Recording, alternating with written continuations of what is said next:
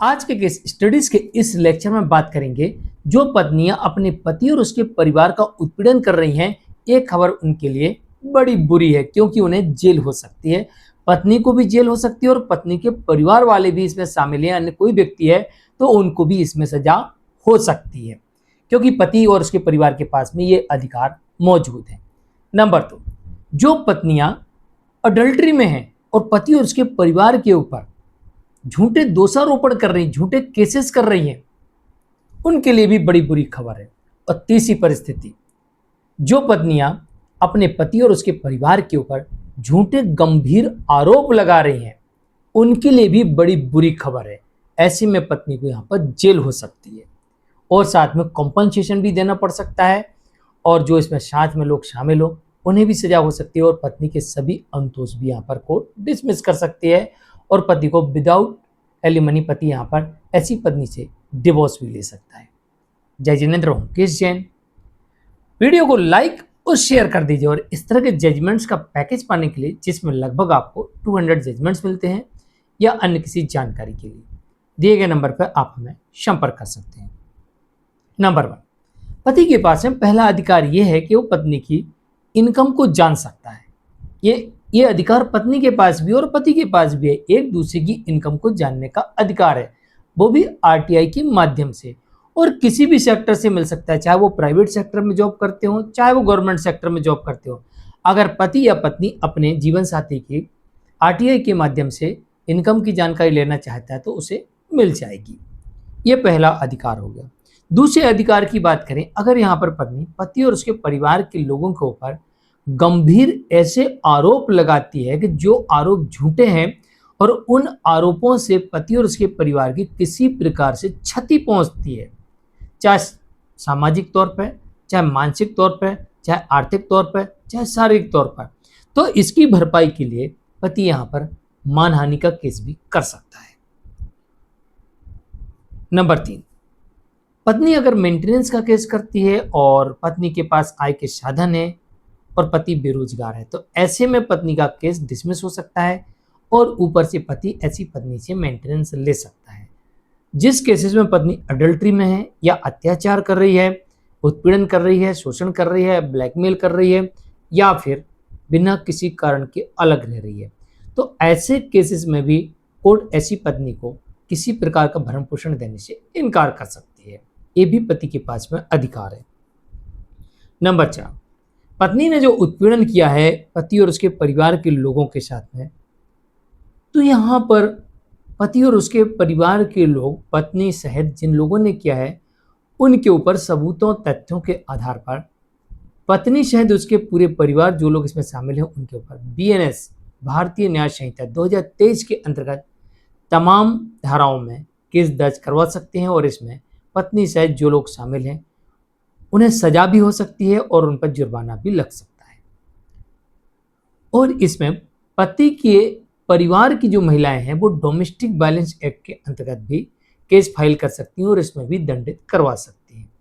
इसके अलावा पति के परिवार में जो सीनियर सिटीजन है वो सीनियर सिटीजन एक्ट के अंतर्गत भी मामला दर्ज करवा सकते हैं। तो इतने सारे अधिकार पति और उसके परिवार के लोगों के पास में मौजूद है। इसके अलावा जब पत्नी झूठा केस करती है या गलत जगह से करती है या देरी से करती है तो यहाँ पर पति को एक और अधिकार मिल जाता है कि वो डिस्चार्ज लगा सकता है, उसमें री इन्वेस्टिगेशन के लिए लगा सकता है, रिवीजन के लिए लगा सकता है, लिमिटेशन के लिए लगा सकता है, क्षेत्राधिकार का आवेदन लगा सकता है, क्वेश्चनिंग में जा सकता है, अपील में जा सकता है। ये सारे अधिकार पति के पास में उपलब्ध होते हैं, पति के परिवार के पास में उपलब्ध होते हैं। और इसके अलावा जहाँ पर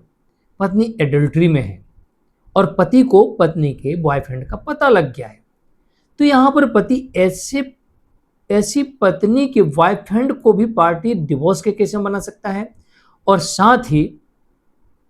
उस बॉयफ्रेंड के ऊपर मानहानि का केस या डिफामेशन का केस भी कर सकता है। कॉम्पनसेशन की डिमांड कर सकता है कि जानते हुए कि किसी की शादीशुदा पत्नी है उसके बावजूद भी आपने जानबूझकर मेरी पत्नी को बहला फुसलाकर आप ले गए या उससे संपर्क बनाए हुए हैं जिससे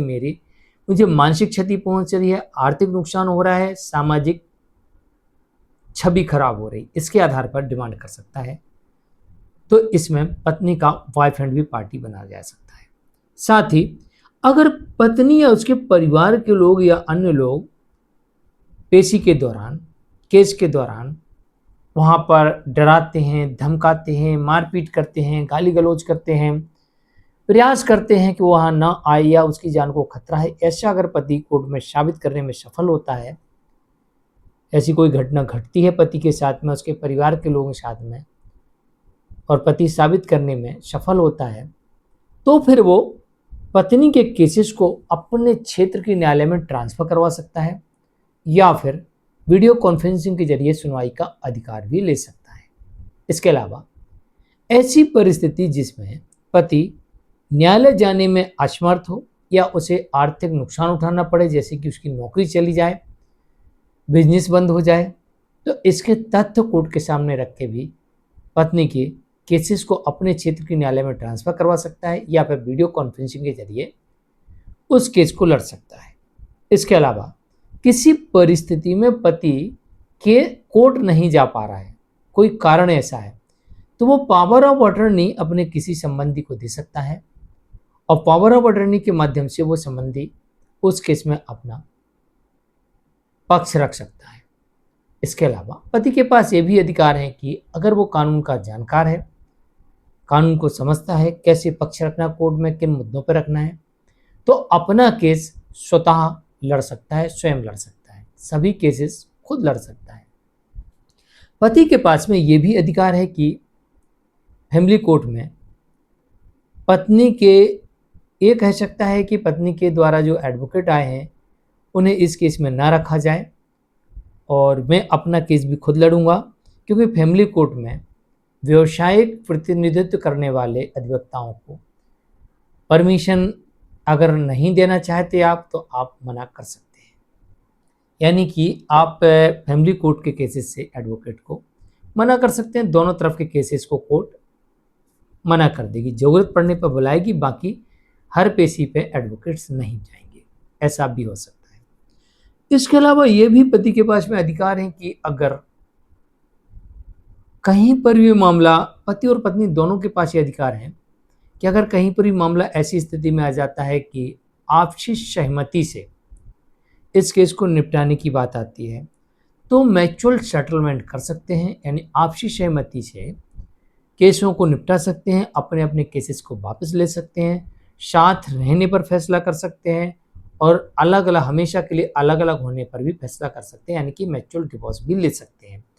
तो लगाए गए दोनों पक्षों की तरफ से केसेस को वापस लिया जा सकता है और सभी केसेस खत्म हो जाएंगे और यहाँ पर साथ रहिए या म्यूचुअल डिवोर्स लीजिए, ऐसा भी हो सकता है। ये अधिकार पति और पत्नी दोनों के पास उपलब्ध है। आज के केस स्टडीज़ के इस लेक्चर में इतना ही। मैं हूँ केस जैन, नमस्कार।